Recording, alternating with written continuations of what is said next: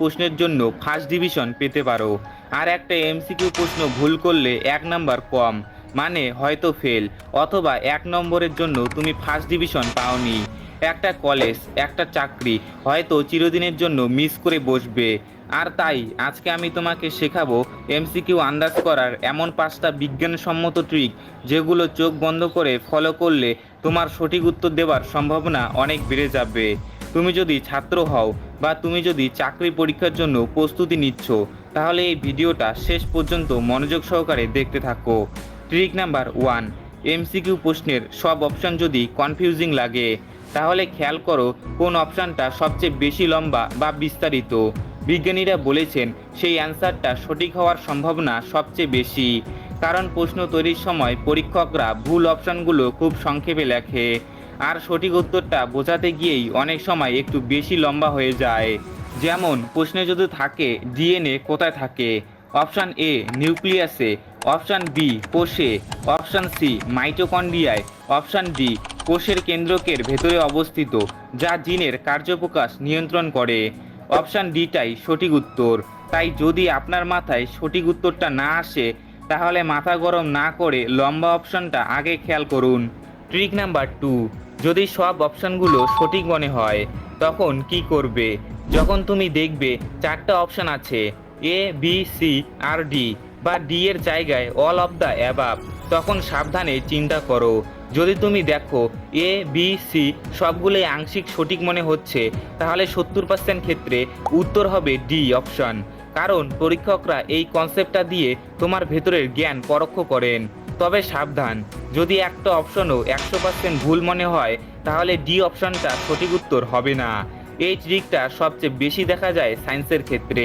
Trick number 3, একসাথে 2 option যদি বিপরীত অর্থে থাকে, ধরো অপশন এতে আছে বাড়ে আর অপশন বিতে আছে কমে, তাহলে বেশিরভাগ ক্ষেত্রে এ অথবা বি যে কোনো একটাই হবে সঠিক উত্তর।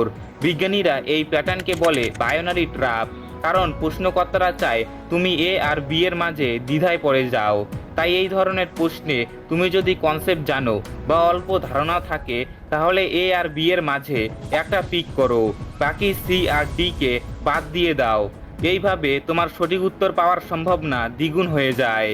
ট্রিক নাম্বার 4, একই শব্দ যদি বারবার আসে, যেমন প্রশ্নে যদি দেখা যায় যে প্রশ্নে ব্যবহার করা হয়েছে ফটোসিনথেসিস, আর অপশান দিচ্ছে A chloroplast, B light energy, C photosynthesis, D glucose, তাহলে খেয়াল করো যে অপশানে প্রশ্নে দেওয়া শব্দটাই আবার দিয়েছে, মানে ফটোসিনথেসিস, সেই অপশানটাই বেশি সম্ভাবনাময়।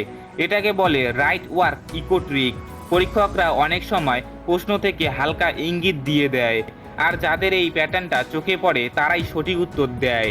ট্রিক নাম্বার 5, গ্রামার দেখে উত্তর করো, মানে প্রশ্নটা যদি হয় the cell members allows dash to pass through, তাহলে খেয়াল করো ব্যাকরণগতভাবে কোন ওয়ার্ড বসলে সেন্টেন্সটা ঠিকমতো হয়। সাপোজ অপশান দিছে A molecules, B light, C energy, D vitamin. এখন অপশান এ মলিকিউলাস বসালে বাক্যটা সুন্দরভাবে পড়া যাবে, তাহলে সেটাই হতে পারে সঠিক উত্তর। এটাকে বলে গ্রামার ম্যাচিং টেকনিক। এবার আপনাদের জন্য একটা বোনাস টিপস আছে, সেটা হলো সবসময় একটা অপশান এলিমিনেট করো। একটা এমসিকিউ প্রশ্নে যদি 4টা অপশান থাকে, তাহলে লক্ষ্য করো কোনটা একেবারেই ভুল বা অযৌক্তিক, তাকে প্রথমেই বাদ দাও, তারপর বাকি 3টা থেকে চিন্তা করো, ফাইনালি 2টায় নামিয়ে আনো, আর ওই সময় ওপরের যে কোনো ট্রিক ব্যবহার করো। এভাবে করলে তোমার সঠিক উত্তর করার সম্ভাবনা বৃদ্ধি পাবে। এই 5টা ট্রিক যদি ভালোভাবে কাজে লাগাও, তাহলে শুধু আন্দাজ নয়, তুমি পরীক্ষায় অনেক বেশি সঠিক উত্তর দিতে পারবে। তবে হ্যাঁ, আপনি যদি সঠিক উত্তর জানেন, তাহলে এখান থেকে একটা ট্রিকও কাজে লাগাবেন না।